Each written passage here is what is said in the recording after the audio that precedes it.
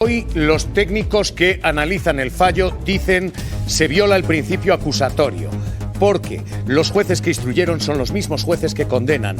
No ha habido aquí un cambio, debería haber una recusación previa. Y porque se juega al zigzag acusatorio, se dice que la nota no es relevante para finalmente condenar por la nota. Pero más allá de esa cuestión técnica, el fallo contiene dos votos particulares, dos votos en contra, que dicen justo lo contrario y que sostienen que el fiscal general del Estado debería haber sido exonerado en todo esto. Javier Pérez Royo, catedrático de Constitucional. Yo sigo diciendo para quienes estamos leyendo esto, la pregunta fundamental y la esencia, más allá de todo el corpus jurídico que lo rodea, es, oiga, ¿hay prueba suficiente?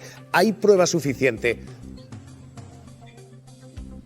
Evidentemente no, que además coincido plenamente con lo que acaba de decir el magistrado Martín Pallín, y desde luego en el derecho penal la interpretación jurídica en el caso del derecho penal tiene que hacerse con mucho más cuidado que en ningún otro de los preceptos que pueden existir en las otras ramas del derecho, ¿no? Entonces, cuando se dice que una persona ha cometido un delito, tiene que ser esa persona y la imputación tiene que ser inequívoca. No puede decir esta o cualquiera otra que pasaba por allí a sus órdenes. No, mire usted, eso no lo puede hacer. Eso no se puede hacer. Esa interpretación no cabe en ningún caso. En ningún caso. Y menos además teniendo en cuenta que el 417 dice lo que dice y no dice lo que la sentencia dice que dice. El fallo de condenatorio dice del 417, datos reservados. Mire usted, los datos reservados no aparecen por ninguna parte. Y en consecuencia usted no puede incluir en el 417 lo que el 417 nos dice. A partir de ese momento, pues estamos. Esto no es una interpretación original, esto es un cantinfleo. Esto es un cantinfleo. Y aquí lo que hay es mucho cantinfleo en la sentencia. Yo no la he podido ver todavía despacio, sí la voy a ver esta tarde y voy a escribir sobre ella y por lo tanto voy a hacer, pero no he podido verla, pero la sentencia no puede condenar de ninguna de las maneras porque no tiene prueba y porque además hace un canto a la profesión periodística y después hace todo lo contrario de lo que realmente tenía que hacer, porque si los periodistas han cumplido con su obligación y han hecho un ejercicio del derecho a transmitir información veraz, entonces no puede condenarse, no puede decirse que el fiscal general del Estado es el que ha hecho la filtración. Eso es imposible. Entonces ellos dicen, los periodistas son maravillosos, lo han hecho estupendamente, han ejercido el derecho a transmitir información veraz, pero a mí esto no me vale. A mí esto no me vale. Yo sigo con lo mío y digo que puede ser este señor o alguien de su entorno el que lo ha hecho. Y por lo tanto, la imputación no es inequívoca. O sea, la acusación no es inequívoca. La destrucción de la presunción de inocencia no se hace de una manera inequívoca, sino que se hace pues, a voleo. Esto es un disparate. Y cuando cantinfleo, creo que es un término técnico que vamos a acuñar en derecho constitucional. Cantinfleo. Sí, es que cuando Cantinflas cantinfleaba, hacía una interpretación original y se convertía realmente en un intérprete original de una cosa que nada más que la había hecho él. Cuando un magistrado del Supremo cantinflea, amigo, eso es otra cosa. Eso es otra cosa. Eso no es interpretación original, eso es otra cosa. ¿Cómo lee usted, señor Pérez Royo, lo que viene? ¿Viene recurso al Constitucional? ¿Hay base para un recurso aquí? Base hay de sobra. O sea, yo espero primero el incidente de nulidad de actuaciones. El incidente de nulidad de actuaciones que aquí dependerá de lo que el fiscal quiera hacer.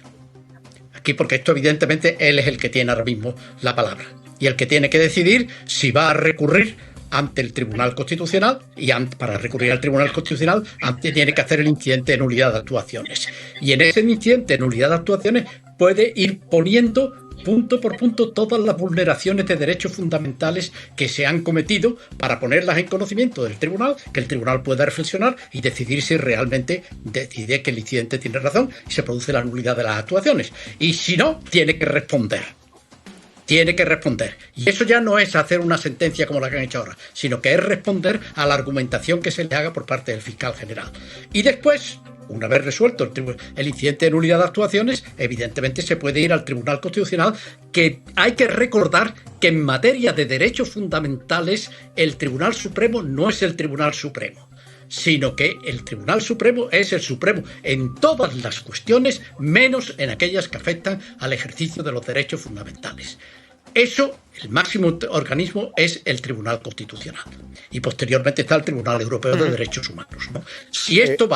Si el incidente de nulidad de actuaciones se presenta, yo creo que realmente vamos a enterarnos de verdad qué es lo que piensa el Tribunal Supremo, que en esta sentencia ha intentado ocultarla, difuminarla y hacer, pues eso, cantinfleo. Magistrado Martín Pallín, ¿esto tiene base? ¿El Constitucional lo tumba? Hombre, yo estoy convencido y además, por las razones que he expuesto, pero además debe tramitarlo con urgencia, porque en el procedimiento jurisdiccional todo lo relativo a derechos fundamentales, lo dice la ley de lo contencioso, tiene una tramitación preferente. Por tanto, yo lo siento mucho, pero el Constitucional no puede decir que este recurso es un amparo más de los que existen, como si fuese pues un señor que le han acusado de cualquier otra cosa. No.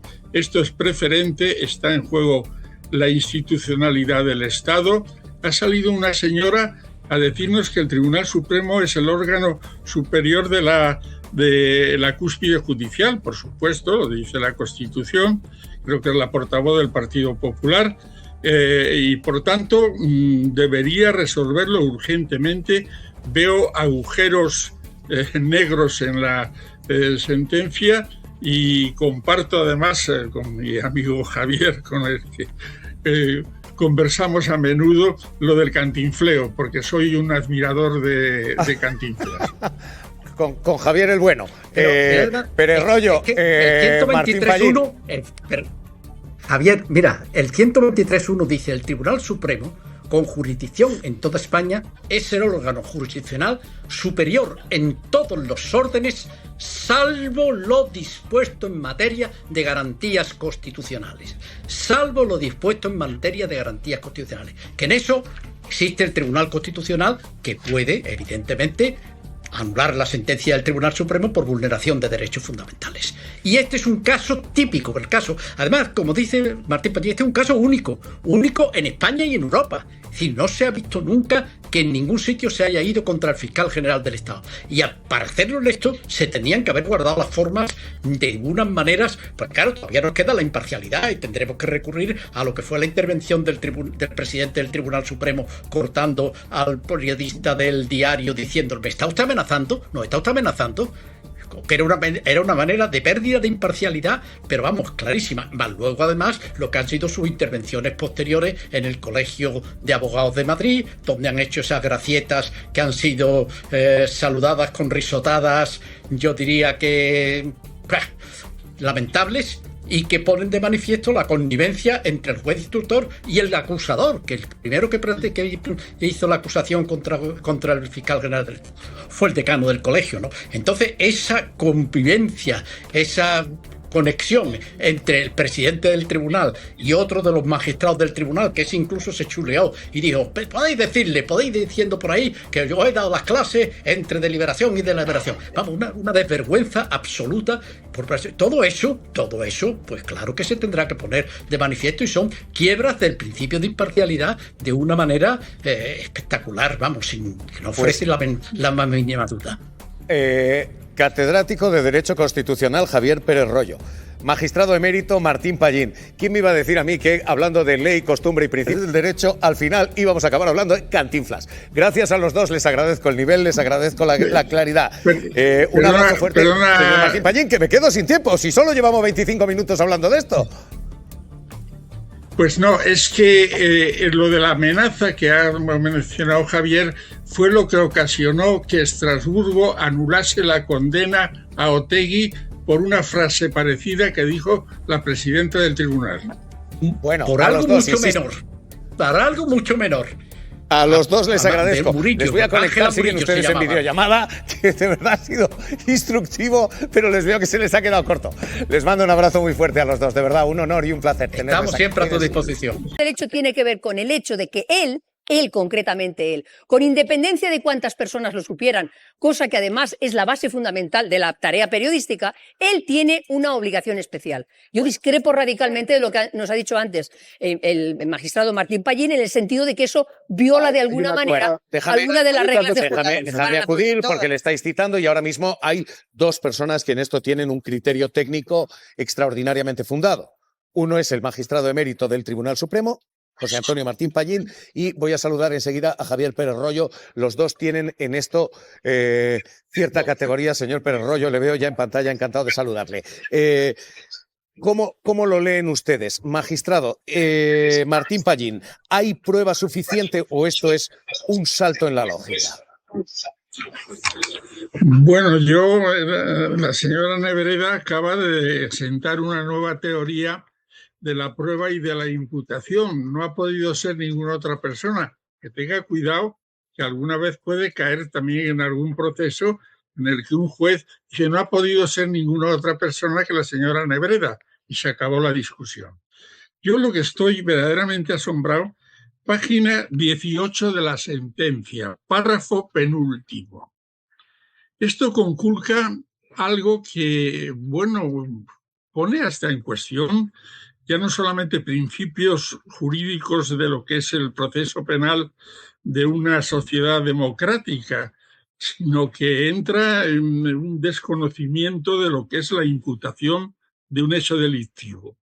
Se dice textualmente en la página 18, dice, desde la Fiscalía General del Estado, con intervención directa o a través de un tercero. Oiga, alternativas no, ¿eh?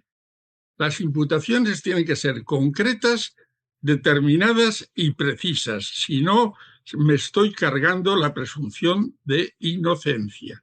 Y dice que permitió en el programa Hora 25 que se difundiera un avance. No quiero cargar las tintas porque las carga el diablo respecto de qué se deduce de esto en relación con mi amigo Miguel Ángel Campos. Pero bueno, prefiero no decirlo. En resumen, la sentencia vulnera, en principio, 3 derechos fundamentales. El derecho al juez ordinario predeterminado por la ley. No pueden intervenir en un enjuiciamiento y en una condena aquellos que han conocido de la admisión, valoración, comprobación de que hay indicios de criminalidad, que dan un paso más y que nombran a un juez instructor. Ya están contaminados. Primera vulneración. Segunda vulneración, principio de legalidad. Hombre, no se puede tergiversar el 417. ¿Dónde? Bueno, si lo tienen ahí a mano o se puede poner en pantalla a ver dónde aparece en el 417 que sea delito de filtrar datos reservados, revelar datos reservados. Es que no está en el 417. Principio de legalidad. Y como he dicho antes, principio acusatorio. Después hay algo también gravísimo, que considera casi como un modelo constitucional de limpieza absoluta y de respeto a los derechos que están en juego en un proceso penal, la entrada y registro en la Fiscalía General del Estado. La convalida, casi la considera una heroicidad. Hombre, ya estamos entrando en un terreno. Y remato ya al final, pero esto nos llevaría, y han hecho muy bien la Unión Progresista en acudir a la relatora, porque se han cargado las reglas de Bangalore de las Naciones Unidas que ha firmado España. Y esas declaraciones en sede del Colegio de Abogados que ejercita la acusación popular rompen todos los esquemas de apariencia de imparcialidad que exigen las reglas que establece Naciones Unidas. En fin, son 321 folios, tampoco ahora es el momento de extenderme más. Creo que ya he dicho lo suficiente. Le voy a preguntar, oído lo que apunta. Clave de todo esto es la prueba. Ha sido unívocamente, ha sido él. ¿Esto no parece ahora mismo acreditado o sí? ¿La sentencia tiene base o no? A ver, la sentencia es muy grande, como habéis dicho, son 280 y pico folios, pero cuando lo lees, verdaderamente al tema de la prueba dedica 5 o 6 folios, muy poco. Es una sentencia muy sólida en cuanto a teoría, pero muy débil en cuanto a pruebas.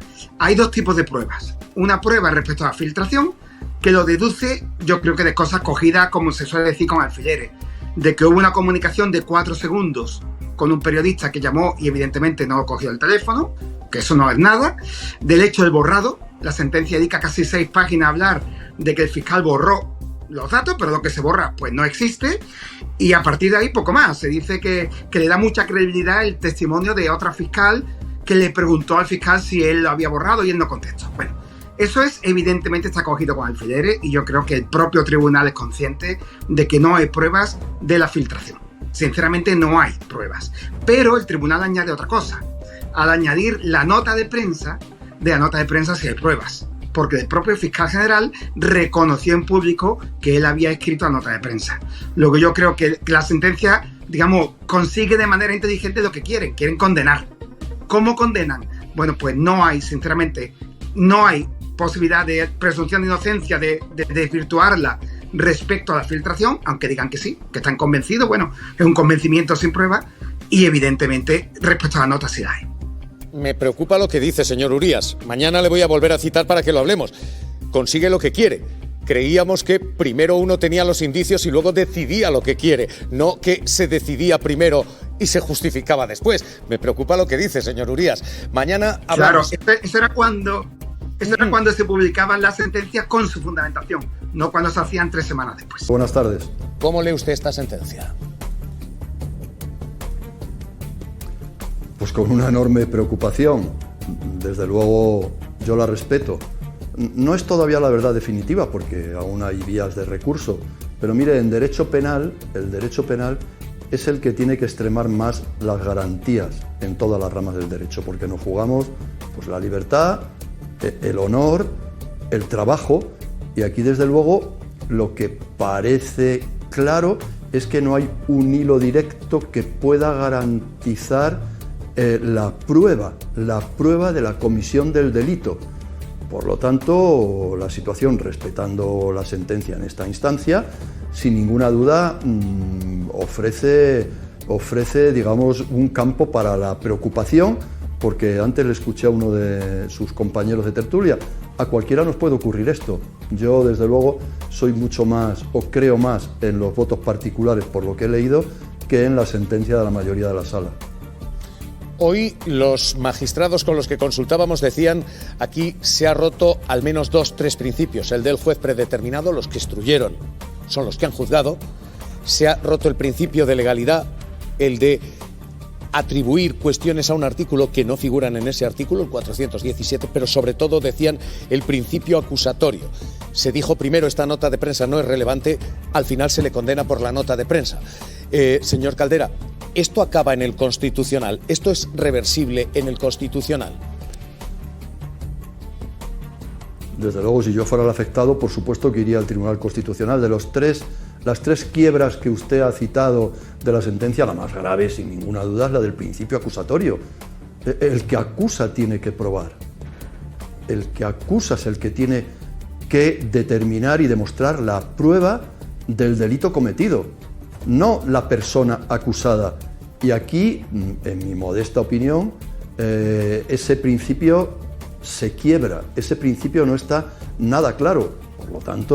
Por lo tanto, yo desde luego, si yo estuviera en la piel del señor exfiscal general del Estado, por supuesto que acudiría al Tribunal Constitucional, que es un tribunal de garantías, que es el tribunal que figura en nuestra Constitución y que, sin ninguna duda, yo espero que ese tribunal dé la razón o haga la justicia definitiva, que en mi opinión, respetando esta sentencia, aún no se ha hecho. ¿No? Por ejemplo, la sentencia, la mayoría del tribunal, pues concluye que el fiscal general del Estado filtró a la cadena SER, a Miguel Ángel Campos, el correo electrónico porque existió una llamada de 4 segundos a las 21:38 entre Miguel Ángel Campos y el fiscal general del Estado. Recomiendo, sinceramente, leer con detenimiento las páginas de la 129 a 132 de la sentencia. Efectivamente fue una llamada de solo 4 segundos. Dice el tribunal que, bueno, aunque no se contestara esa llamada, bien pudieron emplearse después otro tipo de herramientas tecnológicas, estará refiriéndose a WhatsApp, para realizar una comunicación ante esto solo decir, algo que ya dije en el pasado, si el presidente del tribunal en un momento determinado durante el juicio me hubiera pedido ¿puede usted mostrar los WhatsApps con el fiscal general del Estado?, no hubiera tenido ningún inconveniente en mostrárselos y hubiera visto que no hubo ni llamadas ni mensajes de WhatsApp con el fiscal general del Estado. Miguel Ángel Campos, ¿te envió algún tipo de información, te comunicó algún tipo de información de datos reservados el fiscal general del Estado?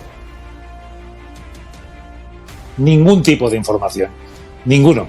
En toda la tarde-noche, como dice la mayoría del tribunal, no existió ni una sola comunicación. La fuente no era el fiscal general del Estado. Miguel Ángel Campos, ¿alguna persona cercana al fiscal general del Estado, con autorización de él, te filtró esos datos?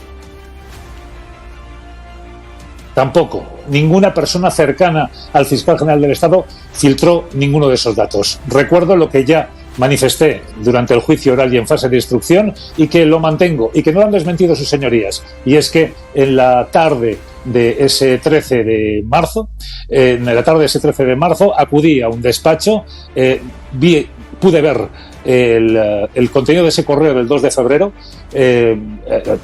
alrededor de las 4 de la tarde, un poco antes de las 4 de la tarde, y esa persona ni era el fiscal general del Estado ni alguien cercano al fiscal general del Estado. En la sentencia lo que se dice es que Pilar Rodríguez le envía a las 10 minutos esos documentos reservados al fiscal general del Estado, y una vez en su poder, a las 12 menos cuarto, se produce una filtración, que eres tú contando la exclusiva. Miguel Ángel, ellos dicen que no hay una alternativa razonable a que esa filtración no esté protagonizada o por el fiscal general del Estado, Álvaro García Ortiz, o por alguien a sus órdenes.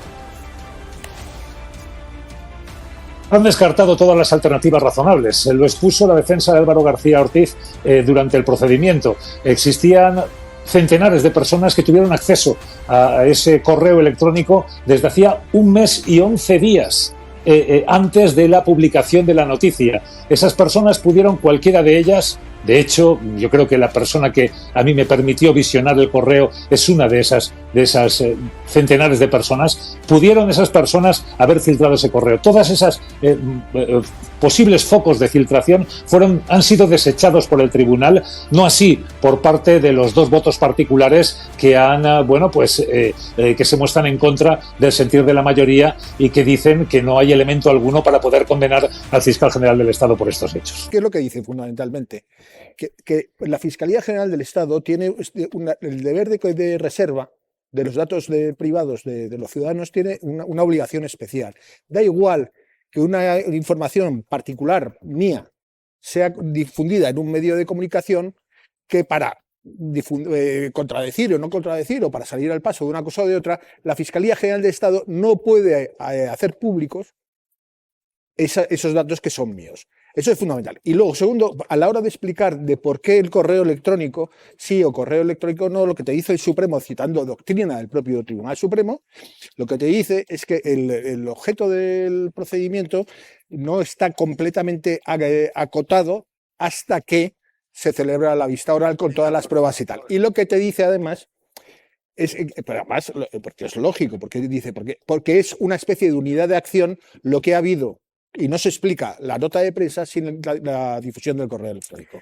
Eso es lo que argumenta el Tribunal Supremo. Es bastante increíble la cantidad de preceptos básicos y fundamentales del derecho penal que se vulneran en la sentencia. Por supuesto, no la hemos leído toda, pero hay cosas que se nos han dicho con gran claridad. Por ejemplo, la autoría. Es que el derecho penal es extraordinariamente estricto. Y para que una persona sea condenada por la comisión de un delito, tiene que acreditarse que es él. Y aquí ellos en propia voz dicen él o alguna persona de su confianza. Pero, oiga, es que entonces, ¿qué va a pasar con la señora Ayuso y estos médicos fugados ahora? Si se les condena. Porque claro, las personas de su confianza eran estos. si ellos fueron quienes hicieron el protocolo de la vergüenza, que ya conocía, es decir, una locura. Y luego cuando dice no responder a las acusaciones y al Ministerio Fiscal es una presunción de culpabilidad. Pero No dice es eso. Vamos a ver, No dice que indica, no sé, no lo puedo decir estrictamente, lo podemos buscar, lo pueden buscar los compañeros, que indica una suerte de qué tal, o sea, pero es que eso contradice los principios más básicos del derecho penal hasta de Uganda. O sea, quiero decirte, hasta de Uganda. Luego, no, porque hay unidad de acción. Si tú no sabes de qué se te acusa, de una cosa o de la otra. Eso tiene que quedar perfectamente claro, porque si no, no te puedes defender. A mí hay una clave que es la que yo os planteo y que es la que todos esperábamos. ¿Dónde está la prueba? ¿Dónde está la pistola humeante de esa filtración? El ministro... Y la pistola humeante, se dice, es una llamada de 4 segundos, en la que se asume que ha habido una filtración a la cadena SER. El periodista que interviene, que es Miguel Ángel Campos, explica en el juicio. Es una llamada que dura 4 segundos porque salta el buzón de voz. En 4 segundos nadie filtra nada. Esta es la prueba. ¿Realmente esta es la prueba de la filtración? No. Porque si esta es la prueba, da la sensación de que ha sido un salto al vacío en la lógica. No, la prueba no es esa. El ministro López, justamente criticando, como no ha hecho la ministra Robles, de la que quiero poner en valor la manera en que ha dicho, yo respeto absolutamente la sentencia. Pero criticar también. No, pero cuando López ha dicho exactamente esto, no pudo ser otra persona. Es decir, lo que desprende de la sentencia es que no pudo ser otra persona. Y esto sí es una manera de trabajar la prueba indiciaria por parte del Tribunal Supremo y cualquier juzgado de lo penal. Cuando tienes testimonios allí hechos objetivos de que estaba los testimonios solo dijeron, los testimonios fueron unos que dijeron que no había sido él y una que dijo que había sido él. ¿Qué pensaba lo él? que acabó coligiendo el tribunal